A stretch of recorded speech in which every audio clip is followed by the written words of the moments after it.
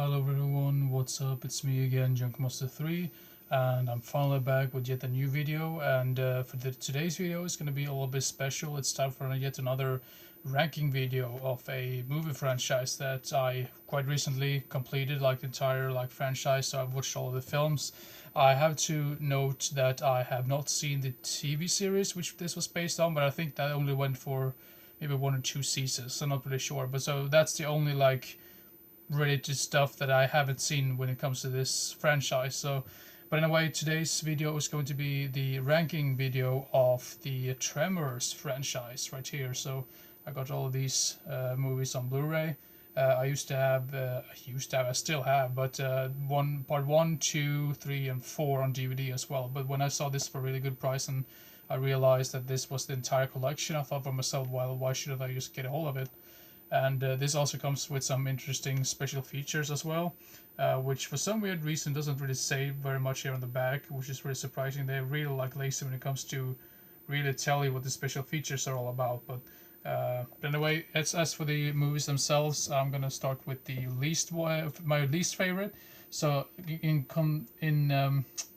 damn, I just completely lost track now. There's a total of 7 films, so of course I'm going to go through the weakest one and then I'm going to work my way up to the best one. So yeah.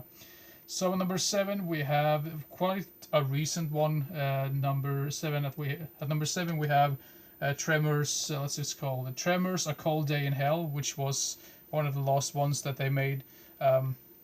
My biggest issue with this film is the whole the characters. I don't really find very interesting anymore.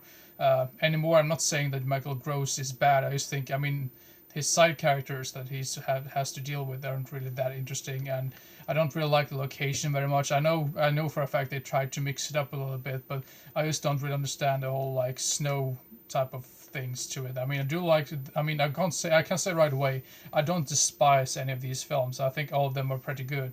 But I just felt that this one was the weakest one out of them all. I just like the whole location. I just didn't really get into that. So yeah, whenever Tremors, a cold day in hell.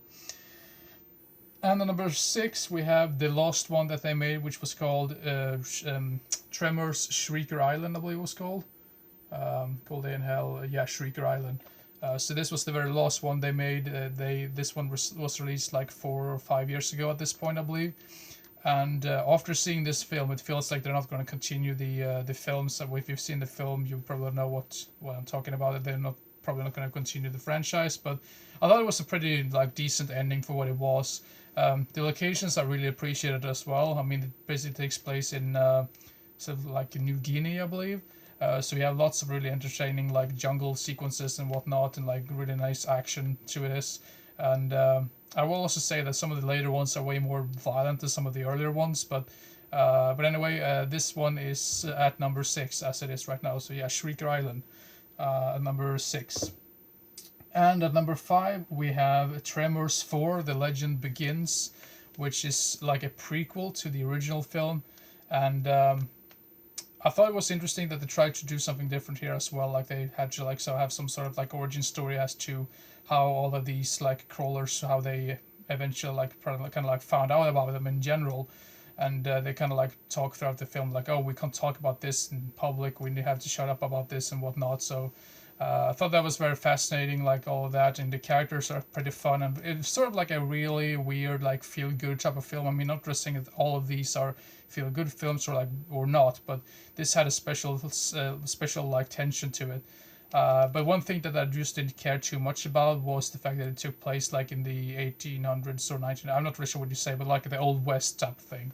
I totally see what they were trying for, but that really took me out of the movie a little bit. But anyway, Tremors 4 at number 5. So yeah.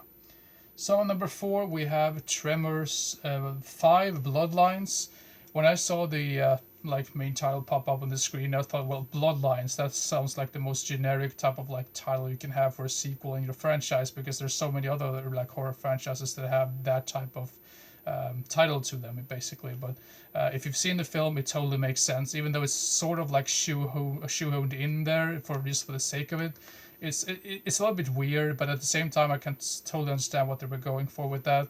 But in this one, Bert and another friend of his, like he kind of befriends him. At first, he just doesn't really want to go. He's like fed up with the whole thing with the grabroid. What are they called? Ass blasters and ass blasters and graboids. Graboids? What are they called? Graboids. I for some weird reason I can't really say that for some damn reason. But in this one, they basically go to South Africa to try to help people there. Of course, they don't believe them. Like, oh no, this is not only happening in Nevada, like in somewhere like in the U.S. We've never seen any of these like in South Africa before. So, but people convince them to go there to help out, and there's some really entertaining.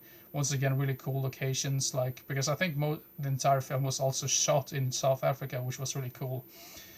So I really like the locations. I really like the side characters as well, especially like the doctor, the female doctor. I thought her character was really entertaining and really well written as well. Bert's side character in this one, he's also in some of the other films as well.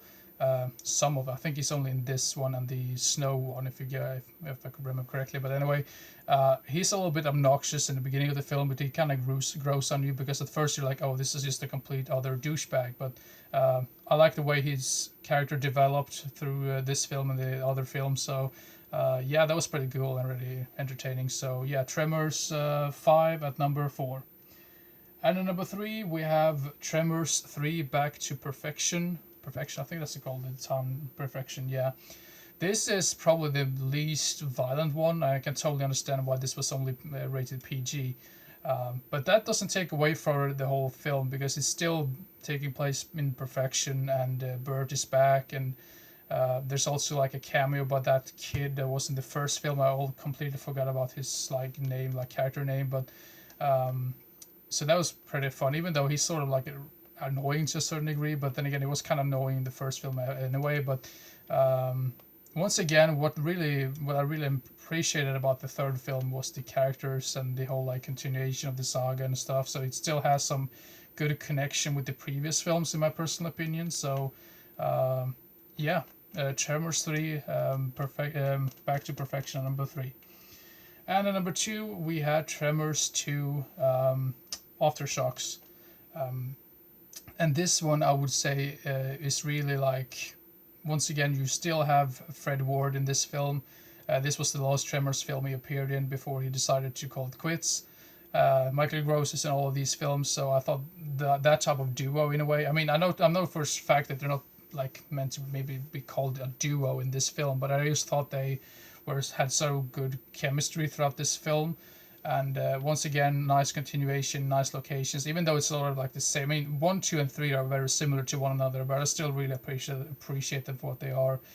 The biggest problem, I would say, with both part 3 and part 4 is some of the CG, which looks pretty outdated by today's standards. They look a little bit effy, in my personal opinion. But overall, and other than that, I think 2 and 3 and 4, I mean, usually they are really like pretty entertaining when it comes to at least the practical stuff, even though you have some CG in there as well. But Tremors 2 at number 2. And then, of course, we have at number 1 the original Tremors. This is such a fun film with lots of entertaining characters. The graboids or whatever, they look absolutely amazing. They've never looked as good as they've made them in the first film.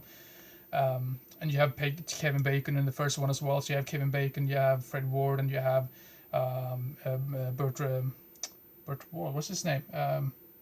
Damn, I completely blacked out. The guy who's in Michael Gross, of course.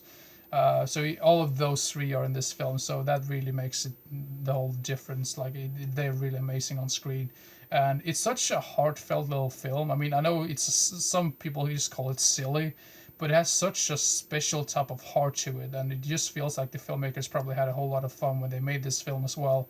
And I like the soundtrack as well, I like the locations, the characters. I mean, there's so many things about this one that I really, really love.